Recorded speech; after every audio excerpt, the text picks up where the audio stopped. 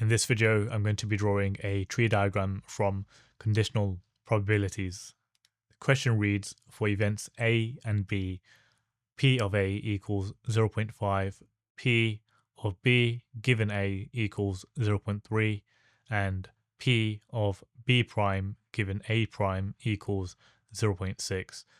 Draw a fully labeled tree diagram representing events A and B, showing all branches and their probabilities. Because we are given P of A equals 0.5, we can find the complement, which is P of A prime equals 1 minus 0.5 equals 0.5. This is the first split on the tree. Half the time event A happens and half the time it doesn't. These two branches leave the starting point on the left.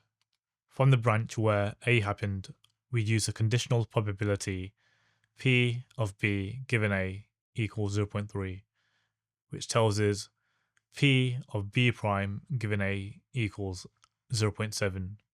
So if A already happened, there's a 30% chance B also happens, and a 70% chance it doesn't. From the branch where A did not happen, we use a P of B prime given A prime equals 0.6, which tells us P of B given A prime equals 0.4. So if A did not happen, there's a 40% chance B happens and a 60% chance it doesn't. The completed tree looks like this.